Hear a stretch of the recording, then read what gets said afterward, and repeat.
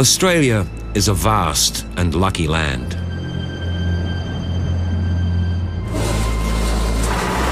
Beneath our feet is a treasure trove of unimaginable riches. But this story is about much more than precious minerals and dusty mine shafts.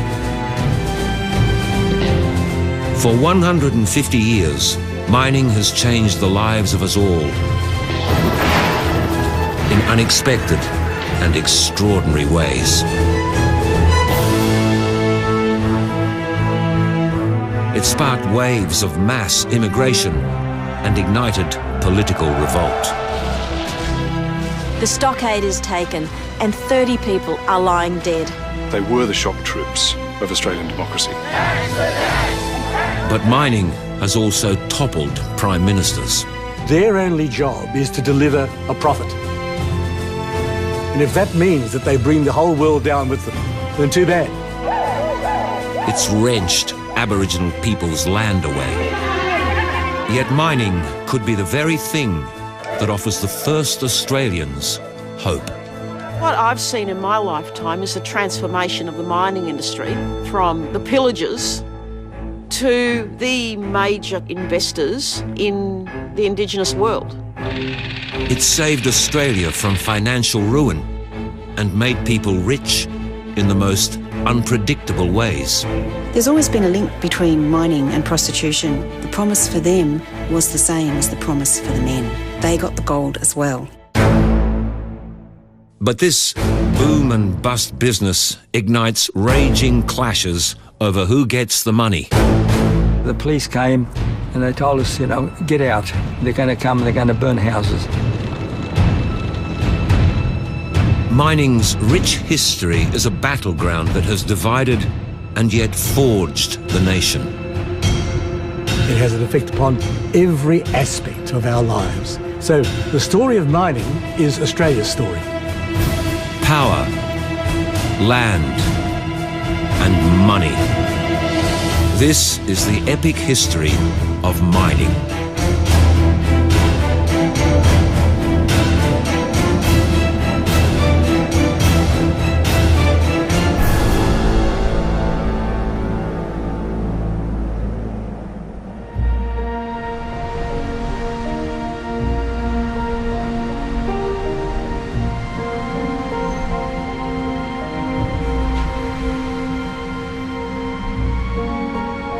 (1851), and the small colonial town of Melbourne has caught a fever.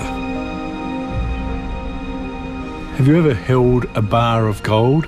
It's very heavy, but you somehow start scratching at it. You want to have some. It does have a certain magic allure about it, and particularly to people in the 19th century, because it was a way of getting suddenly rich, and it was legal.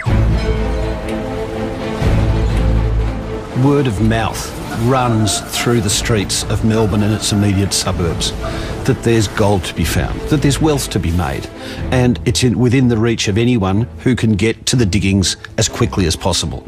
Hundreds, thousands of people down tools, left their jobs, left their families and headed up country.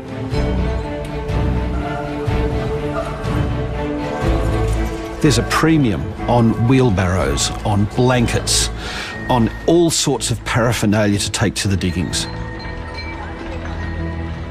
By the time they get out to Diggers Rest and further up towards the diggings, the tracks are littered with the now unwanted paraphernalia of mining as people throw away all their encumbrances simply in an attempt to get the diggings as soon as possible.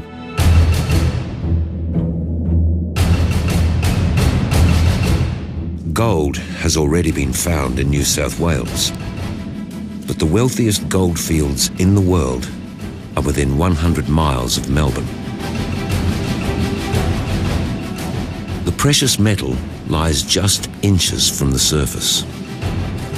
And in their fervour to get rich, the thousands who come here tear at the earth, leaving it scarred like a battlefield. This is Australia's first mining boom, and the long fight to grab the riches has begun. If you arrived on a goldfield like this, you would look around and see what looked like to be the best spot.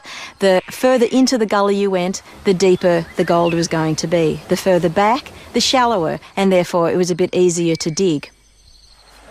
The main thing was that if you marked out a claim for yourself, you had to be actively digging on it. You couldn't just be bagsing all these bits of land for yourself and not be digging on them. Gold could absolutely change your life overnight.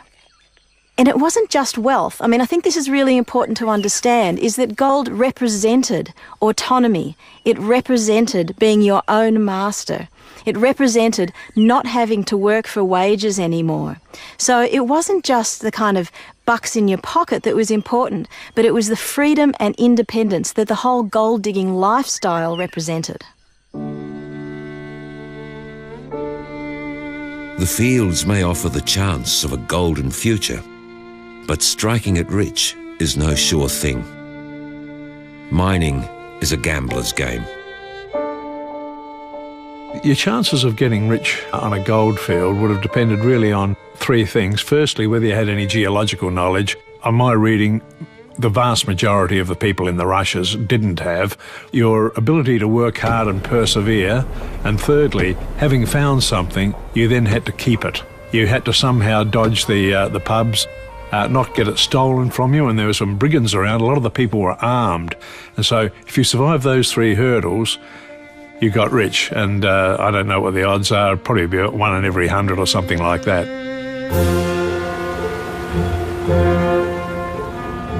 The odds may be long, but the promise of vast sums of money brings a rush of humankind not seen before or since.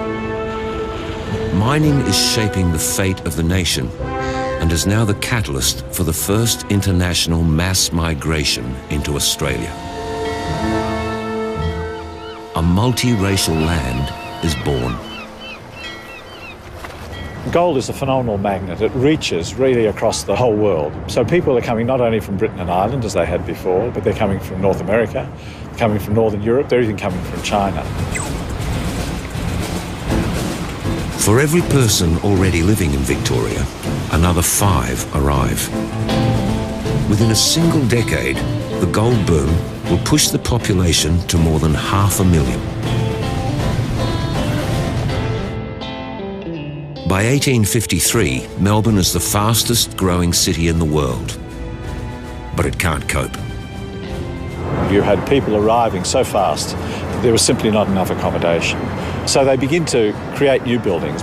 In the first 6 months of 1853, they built 1,000 buildings in the central city of Melbourne.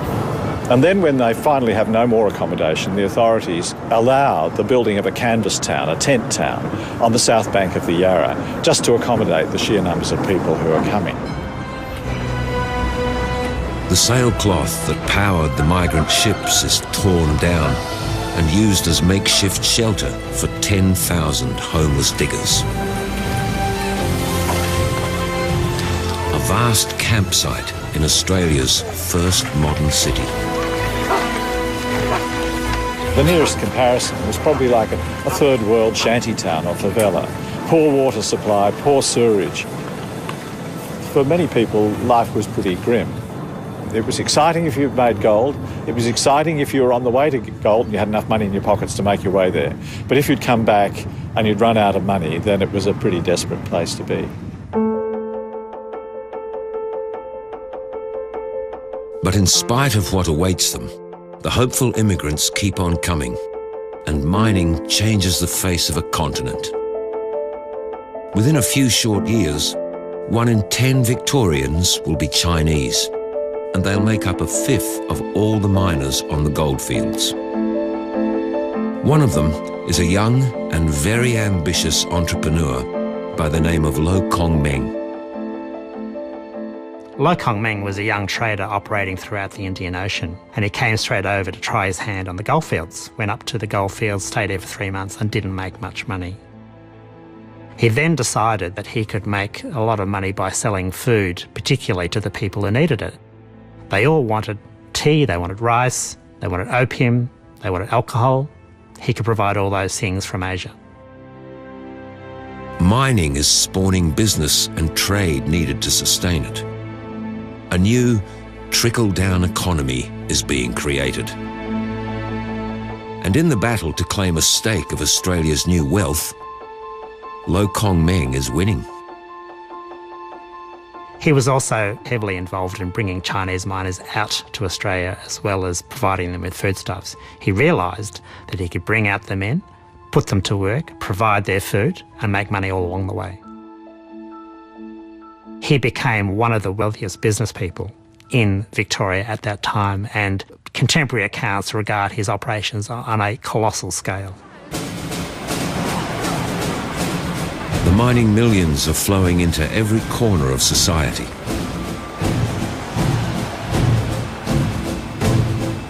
Melbourne is awash with cash. And when the sun goes down, the gamblers who've enjoyed luck in the fields are ready to blow their winnings. Friday night was the night out in Melbourne then as it is now. In the 1850s it was possibly even wilder because you had vastly greater numbers of young men with money to spend, and there were plenty of places to spend it. Cafes, restaurants, theatres, brothels, the whole range of pleasures were available to the young men who came back with money to spend. Gold worth more than $15 million in today's money is pouring into Melbourne every week. A new treasury is commissioned to store all the bullion in. Mining has created the fastest growing economy in the world. Did gold change Australia fundamentally? It sure did. And gold forces communities to ask this question: how permanent are we? How important are we? What's our place in a broader scheme of things? And if you've got gold coming in, if you've got money coming in, that's a very easy answer to give. We're very important, and if we're important, we do need a grand Parliament House. We do need a city with boulevards. We do need to attract artists and writers and be patrons of cultural, civilised things, because we've arrived. This is our place in society. A pastoral land of sheep and shearers is changing into a cosmopolitan country driven by gold. But in the rush for riches, mining ignites unexpected and bitter battles. Conflicts that will forge the laws of the land and spark a new era of racism.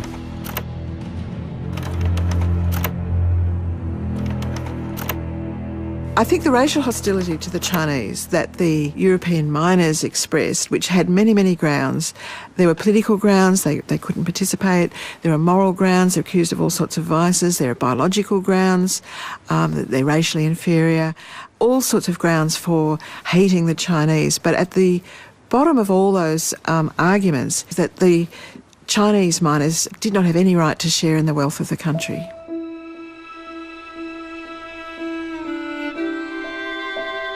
The politicians of the day agree. The fundamental question of who deserves to cash in on a mining boom inspires the passing of racist laws.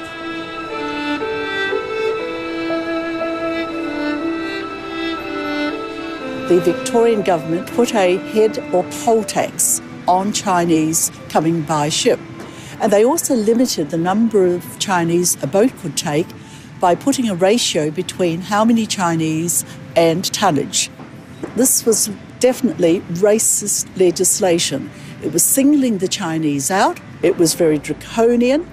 And when one looks at it now, one says, it's hardly believable that this actually happened. Victoria may be slamming the door shut on the Chinese, but they are a people willing to go to extraordinary lengths to win the battle for a cut of Australia's mining millions. From 1855 to 1857, more than 15,000 Chinese migrants sail here to the tiny fishing village of Robe in South Australia. In distinct single-file formation, they walk more than 500 kilometres to the goldfields, avoiding the Victorian immigration authorities. One of the men is Ross Lingui's great-grandfather, Gui Ling. My great-grandfather had no idea what was in front of them when they got off the boat and started the march.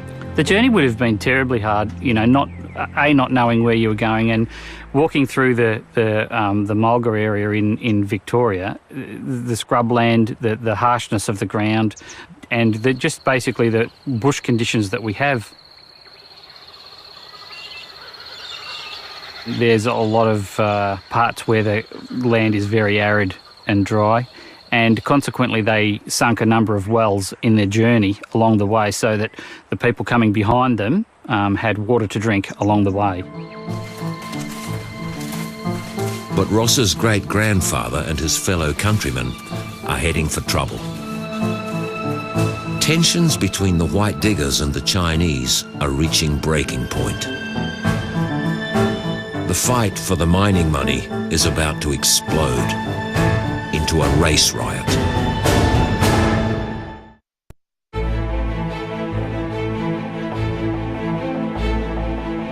By the beginning of the 1860s, gold worth $18 billion in today's money has been dug from Australia's rich earth.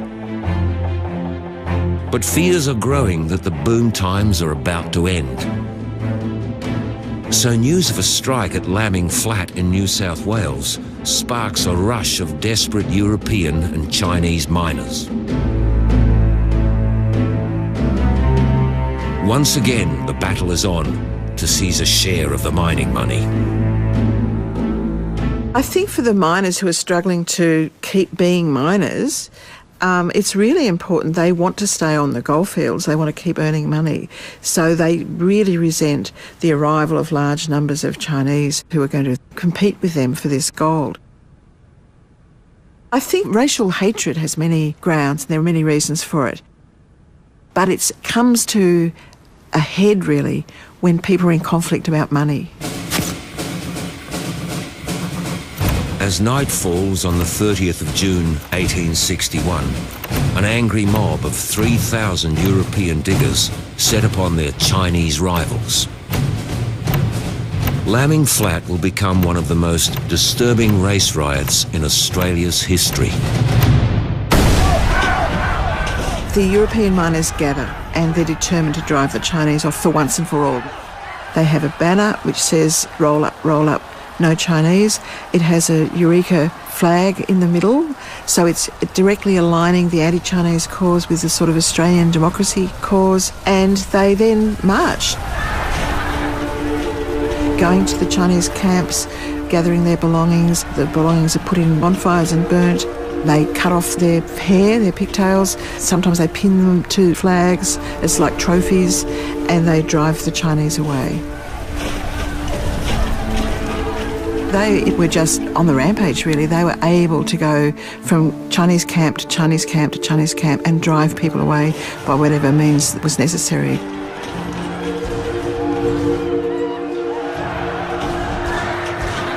It takes 2 long weeks for the police and government troops to finally restore order. But the state politicians know they must act. Ironically, the solution to a race riot provoked by money is yet more racist legislation. The anti-Chinese riot at Lambing Flat seriously worried the government in Sydney.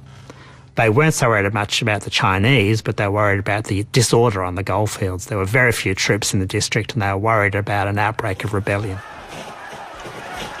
The European miners win. Even though the violence that they engaged in is condemned, they got what they wanted. They got restrictive legislation in terms of immigration, and they got a different management of the goldfields, which made it much easier to keep Chinese away from particular goldfields. So they won. The Chinese Immigration Restrictions Act is a direct response to the Lambing Flat riot. A conflict between miners and a fight for the mining millions has sown the seeds for one of the most infamous immigration policies the world will ever see. Well, the irony is that this was an opportunity through having so many different cultures coming to the one place that could have created a multicultural Australia. It was a head start to a multicultural Australia. And yet instead, through the conflict born of being in such fierce competition and having the Chinese do better than their white counterparts, it ended up feeding racism and xenophobia in Australia that spilled over into the White Australia policy that went on for another 50 years. By the mid-1860s, in places like Ballarat and Bendigo, and right across the eastern states, the surface gold has all but disappeared. The boom could be over. But the very fact that Australia's treasure trove of minerals is now locked deep underground is the catalyst for a dramatic new era that will have repercussions for generations to come. The big money mining company has arrived. Alluvial mining dies hard in Victoria, but it dies and it's replaced by a different sort of mining. Mining that needs capital, mining that needs companies, mining that needs infrastructure. A lot of infrastructure to get down to the deep leads or the quartz reefs in which the gold is embedded. They needed more capital to do this, so they started forming syndicates, then they started forming companies, and then they started trading in the shares. Well, what it means is that, first of all, you have all the individual prospectors jostling, competing for gold, and then the companies move in. But it doesn't become the classic capital versus labour thing, because a lot of the miners are able to invest in the companies. They have their shareholders, they're looking for their dividends. There was this sense of common purpose. Everyone wanted to make money. The diggers can buy shares in the company they're working for and get a slice of the new corporate wealth. Gold fever becomes share fever. Local stock exchanges spring up in mining towns from Victoria to Queensland. The rocky relationship between mining and the share market has begun.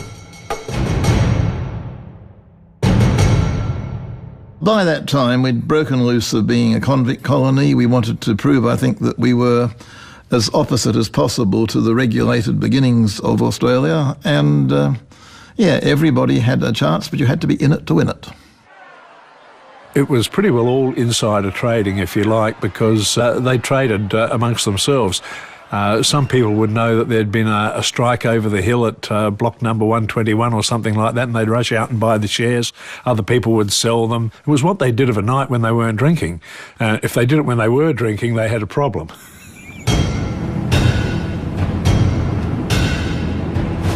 The rise and rise of the corporation during the 1880s means that mining and stock market gambling become synonymous. Even the birth of what will become the richest mining company in the world is decided on the turn of a card. Broken Hill was originally founded by a syndicate of 7 guys, but none of them had much money. And so to raise the capital necessary to keep on testing and assaying the ore, they had to traffic a bit in the shares and sell bits and pieces to people. The most expensive card game in Australia's history was a game of euchre, which was played between McCulloch, the station manager, and a stranger passing through, over the price of a 1/14th share in Broken Hill. That was whether it was going to be £120 or £200. The stranger won, so he got 1/14th of Broken Hill for £120. In 1885, the new syndicate float their proposition as a company. Broken Hill Proprietary is formed. BHP. In today's money, that 1/14 share would be worth around $12 billion.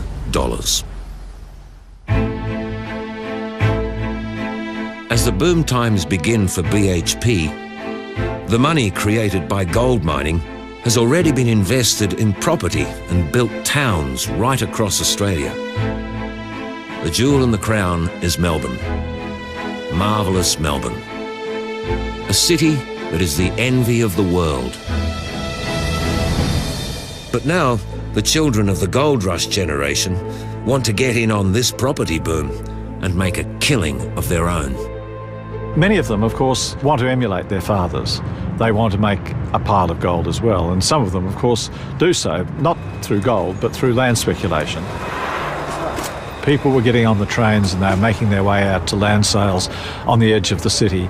And in the city itself, the speculators were spilling out of the stock exchange and onto Collins Street, where they were exchanging paper and doing deals in the open air. But in just a few short years of rabid speculation, this mining-inspired boom of the 1880s becomes a devastating bust.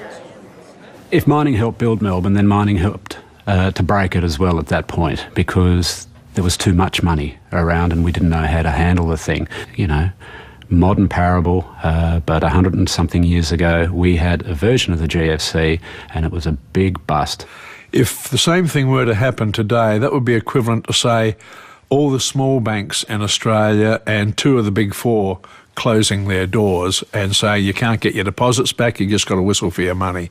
You can imagine the upheaval that would cause in society. That's how big the 1893 bank closures were. It's a volatile cycle that will be repeated in the years to come. Mining provoking rocketing booms that turn to crushing busts. But as the eastern states sink into deep depression, the latest twist in this roller coaster journey is about to begin. Mining's next boom will rescue Australia from economic ruin.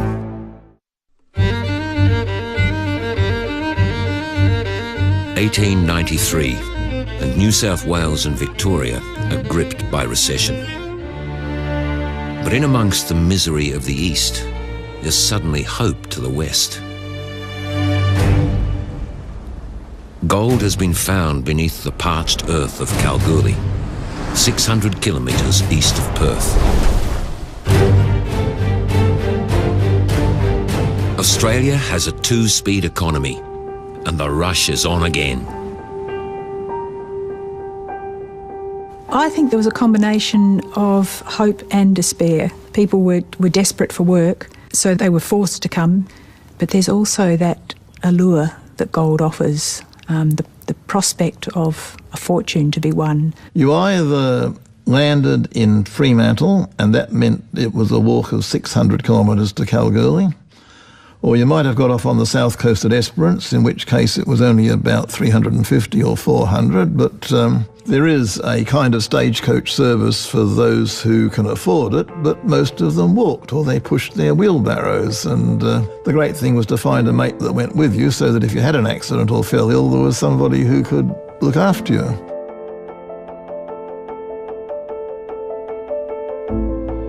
These are no fly-in, fly-out workers, but they come in their tens of thousands from the east, desperate to grab a share of the new mining money.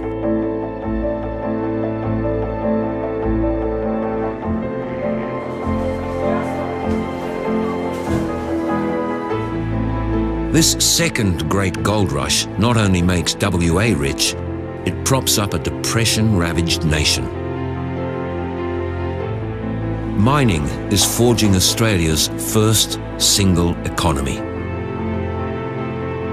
A lot of the miners who came to Western Australia sent money back to their families, and a lot of industries in the eastern colonies exported material to Western Australia. So it not only gave the economy a boost, but it helped to integrate Australia into a common economy and a common market, and that long-term benefit was probably one of the greatest things that happened with the 90s gold rush. One of those to arrive in the West has come further than most. Within a generation, Herbert Hoover will be sitting in the White House. But for now, this 22-year-old mining engineer from Iowa has plans to run the booming goldfields of WA with maximum efficiency for maximum profit. Hoover may not have originated the plan, but Buick Moring, for whom he worked, were identified with the idea that rather than rely on the native Australian prospector with his independent-mindedness, it might be sensible to bring in Italian labour, or what is now Yugoslav labour, people thought to be more docile and prepared to work for less. This is where Hoover's cheap foreign workers come to. The sons of Gwalia Mine, deep in the West Australian desert.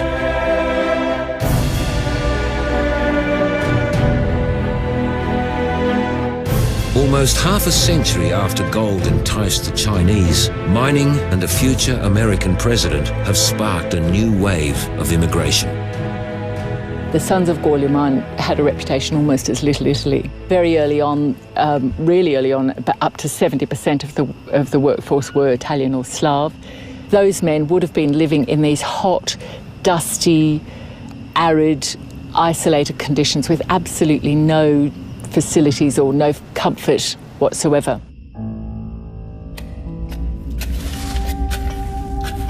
The days of the lone digger striking it rich have all but gone. Under Hoover's regime, wages are cut and hours increased. In the battle for the mining money, it's the companies who own the minerals and the wealth now. There were no rich miners. They were eking out a living. I mean, underground miners never make a fortune. And not only do they not make a fortune, but they lose in terms of health and living in fairly primitive outback conditions. It's always in the interests of the mining company to make a profit regardless. The money that they didn't send home, a lot of the men spent it on booze or gambling. Miners saw drinking beer as their right, and that the only thing that would cure the dust underground was to come and have a beer after work. You certainly couldn't cure it with water. So for many men, drinking beer after work was what you had to do. Right across the eastern goldfields, alcohol is easier to find than good drinking water. With the tens of thousands of people that were flocking to the field, there just wasn't the water to support them, either for drinking through to basic hygiene. You couldn't wash your body, for instance. People died of thirst. It was that harsh that people, it was not uncommon for people to die of thirst.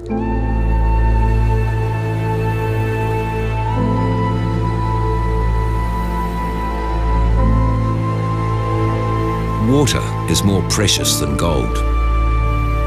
But in amongst the despair, there's daring.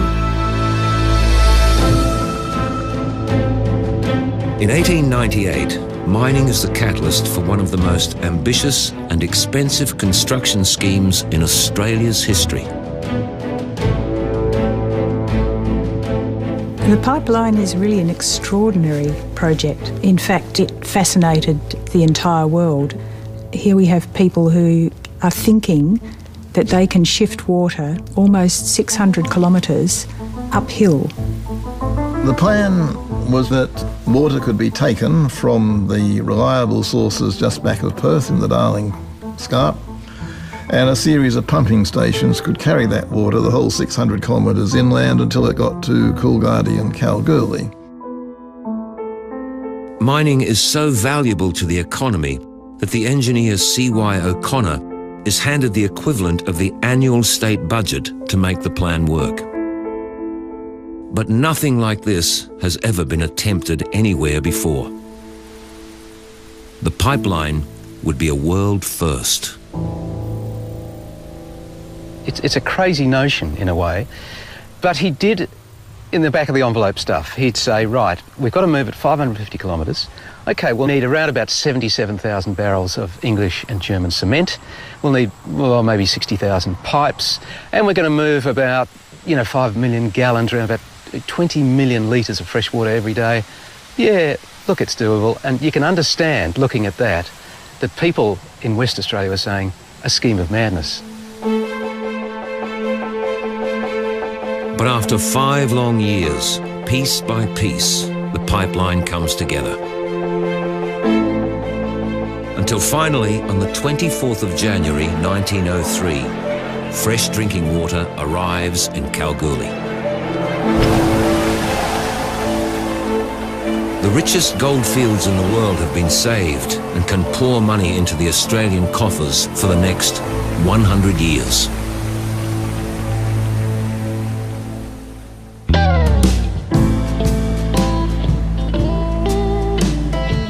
Their thirst may be quenched, but the diggers of Kalgoorlie are still ravenous. There's a new kind of rush to grab a share of the mining money. In the heat of the desert, sex sells. Conditions in the goldfields in Western Australia in the 1890s were perfect if you were a sex industry entrepreneur, because you had lots of men there without female company, so they're lonely, they're sex-starved, they don't have the constraints of family and polite society to inhibit what they want to do. So it's a frontier kind of environment, a bit like the Wild West in America. The promise for them was the same as the promise for the men. They got the gold as well.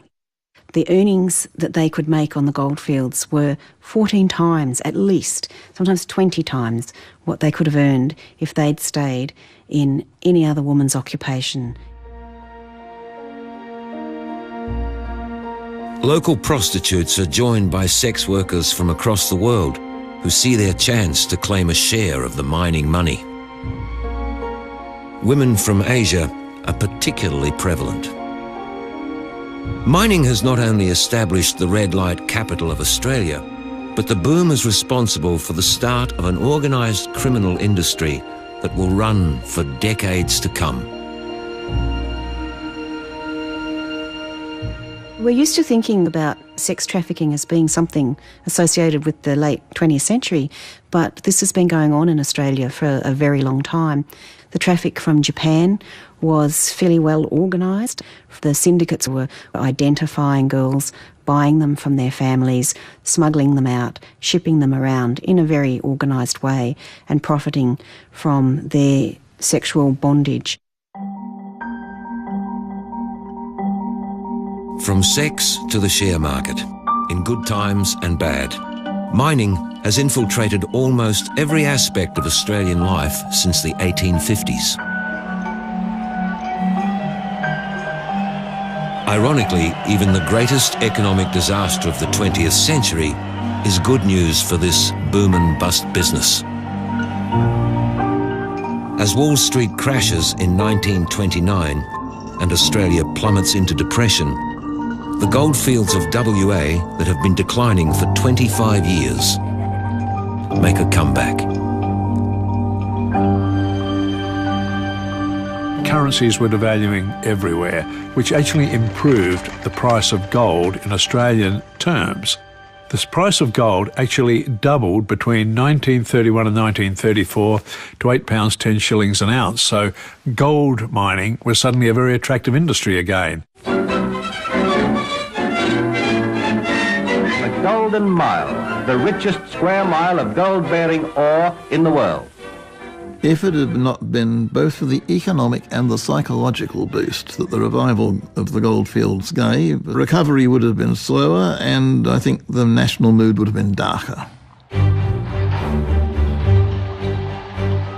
In spite of the new boom, tensions are mounting in the gold mines of Kalgoorlie.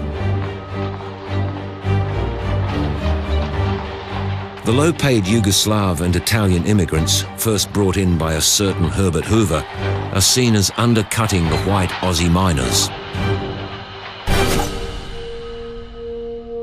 70 years after lambing flat, the battle between different races for a share of the mining money sparks one of the worst riots in Australia's history. It broke out on Australia Day 1934 when a fight erupted at the Home From Home Hotel between an Italian and an Anglo-Australian, and the Anglo was knocked over, cracked his head on the concrete floor of the bar and died. And that gave rise to 2 days of pretty unrestrained anti-Dago rioting, as it was called. Lazar Radanovic arrived in Kalgoorlie from Yugoslavia in 1901. He's worked in the local gold mine for the past 14 years. His 12-year-old son, Peter, watches on as the Aussie miners go on the rampage. A big group came around this hotel, and some kid threw a rock and hit the window of this hotel, and that seemed to be the trigger. Then everybody rushed forward, pillaged everything. So over the road from there was an Italian club, and then there was an Italian wine saloon a couple of doors away. Then there's an Italian boarding house. They did the same there, pillaged it, and then set alight to them.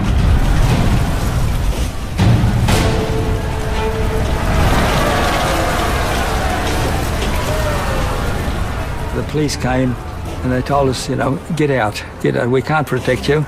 Just, scupper out in the bush or somewhere, wherever you can, because we can't protect you. They're going to come and they're going to burn houses. The Radanoviches find refuge, but watch on helplessly as the rioters finally reach their home. We could see our street and our house. And when my mother saw the big flames going, she said, "Oh, there's our house going." And she sort of screamed and just dropped, and we came back and I saw our house and I looked at it. Oh, God, I thought, I thought, you mongrels, I'll never forgive you for this. And I haven't ever forgiven them.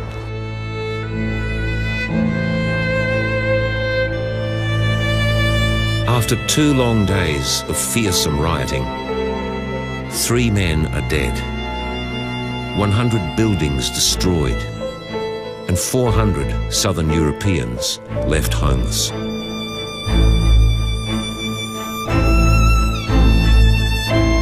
The Kalgoorlie riots marked the beginning of the end of the 30s gold boom. It will be 20 years before Australia's next great mineral discovery sparks another battle to share in the wealth of a nation. The days of the new super-rich mining magnate have arrived.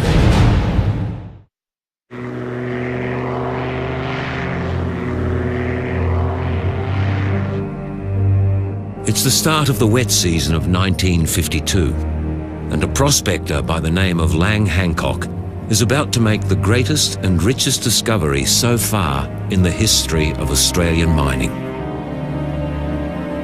So legend has it that in November 1952, in the middle of the monsoon, in the middle of the Hamersley Ranges, in the vast Pilbara, Lang Hancock, with his wife Hope, in this tiny little aircraft, got stuck and needed to get out. He had to fly below the clouds. And there he sees the gorge walls, iron ore, as far as the eye can see, hundreds of kilometres stretching to the horizon. Lang Hancock had discovered what he would later call his rivers of gold.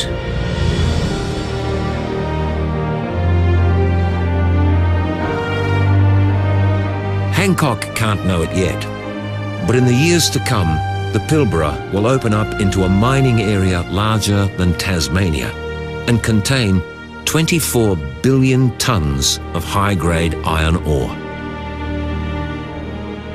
But he is canny enough to sign an extraordinary royalty deal with Rio Tinto. It's a move that will not only change his life, but that of his daughter, Gina.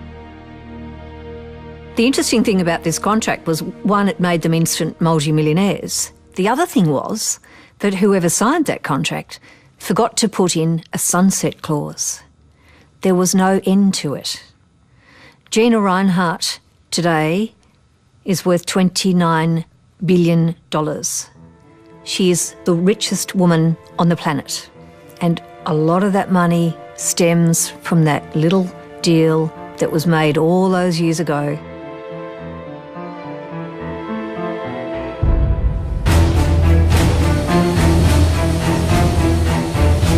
Hancock's discovery lights the blue touch paper, and there's a sudden rush of new mineral discoveries. This is the biggest mining boom since the gold rush, and the impact is felt right across Australia. The start of the 60s saw several of the greatest mineral discoveries in Australia's history. There was the iron ore in the Pilbara, there was bauxite in the Darling Ranges and Waipa. At the same time, we discovered the coal in the Bowen Basin. These huge discoveries, together with modern logistics, have transformed Australia. Unlimited iron ore from Tom Price, Newman and Goldsworthy, the Ords irrigation potential, and Queensland's bauxite, copper and lead. Truly new frontiers in a promised land. These may be times of feel-good nation building, but ironically, it's foreign dollars that will keep the boom times rolling on. Australia simply doesn't have the cash to pay for the extraordinary infrastructure needed to develop vast, isolated areas like the Pilbara. The battle to share in the wealth has escalated. Australia is now fighting to even own the minerals that have made the nation rich.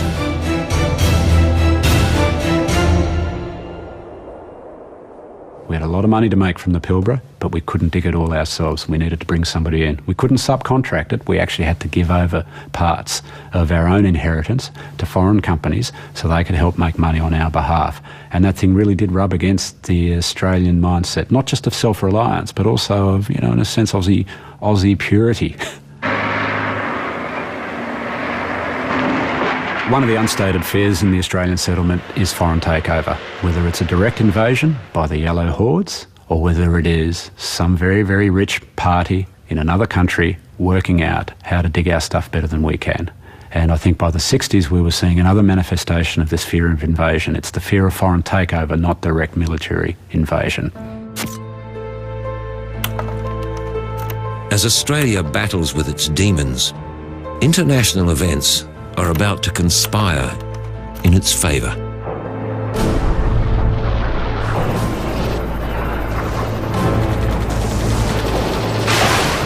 The Vietnam War has pushed the demand for a new age metal called nickel sky high.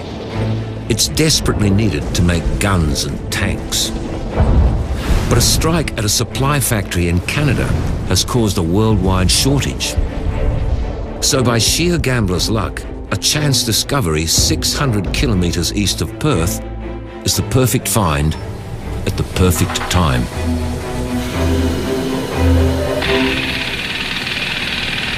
There was a lot of serendipity about the discovery of nickel at Kambalda.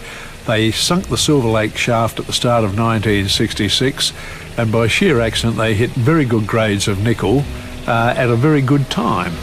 And suddenly something we hadn't known about a couple of years before was the basis for a stock exchange fortune being made. And small companies started running after that. One of those small companies is Poseidon. They find what they're convinced is high-grade nickel, and lots of it. 100 years since the crazed speculation of the gold rush, the greatest share market gamble in the history of Australia is about to begin. Poseidon's find at Windara electrified the market. The shares ran from $1 to $5 in the first week. And if I'd happened to own the shares at that stage, I would have probably sold out somewhere around 3 and thought I was being pretty smart.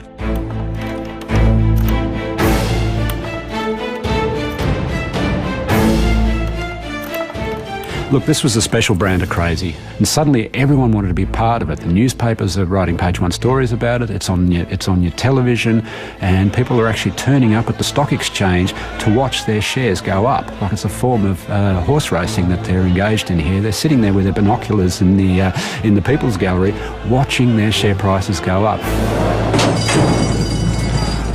In the first stage I bought 12,000 shares.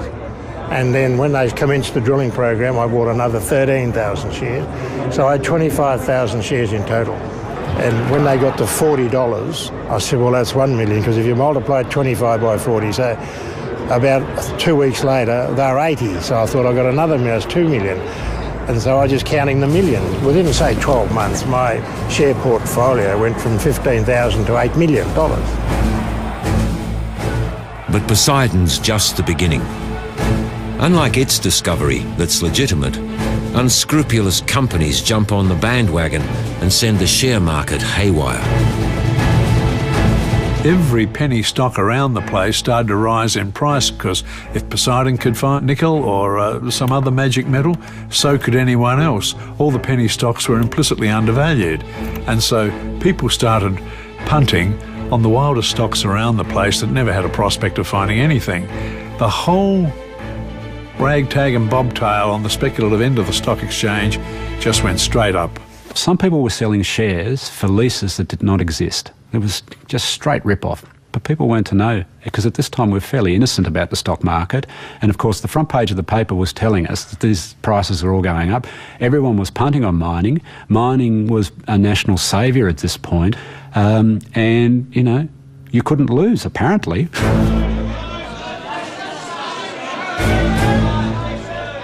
A generation of Australians who've never shown any interest in mining or the share market before are suddenly fighting for their cut of the mining money.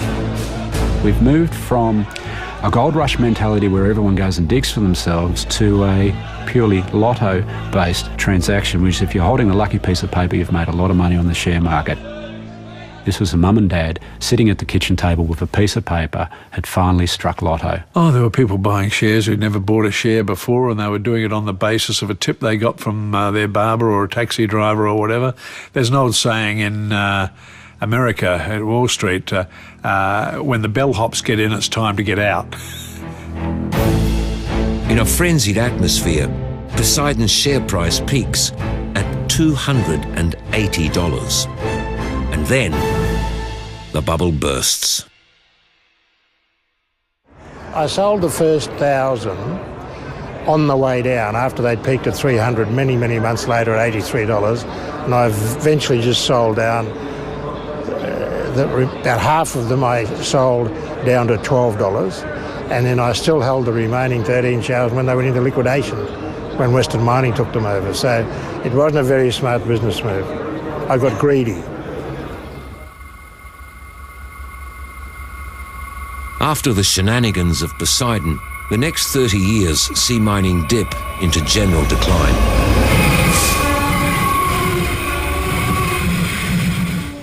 But 100 and more years of history have proved that the next boom is never far away.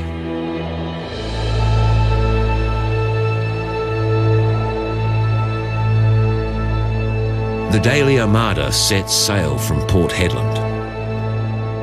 Each tanker carries up to 250,000 tonnes of iron ore, dug from the vast Australian Pilbara. The value of each containment load is around $30 million. The iron ore and coal boom of the 21st century could be the biggest boom yet. And in a deep irony, it's all courtesy of an old enemy. Here we now have China emerging as one of the major powers again. It's now Australia's largest trading partner. So it is quite ironic when I look at the whole situation, I see how the early Chinese who came out to mine here were being discriminated against, and how now the Chinese are helping to boost the Australian economy.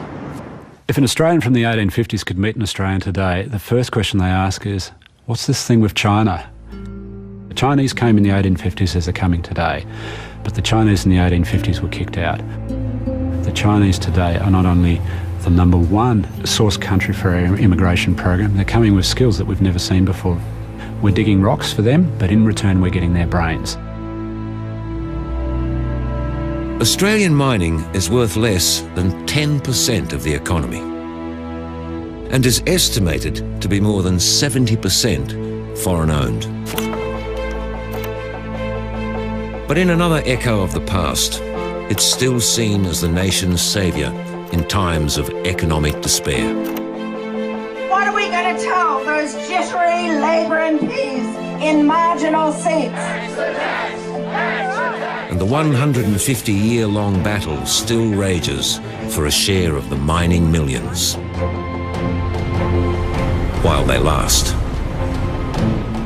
We're now seeing the rise of what the industry refers to as resource nationalism, whereby countries impose a higher tax on what are some of the most profitable industries out there in order to ensure that the public gains something from the good times that are rolling on. So the two sides of the mining coin are outrageous prosperity, but then on the other side, a deep depression. Now, the value of this coin is what you do with the prosperity to avoid the depression at the other side. We're telling ourselves this cycle is different, that this is a super cycle, that it's going to run for 20 years. But what Australia's history tells us is, as sure as night follows day, a boom will lead to a bust.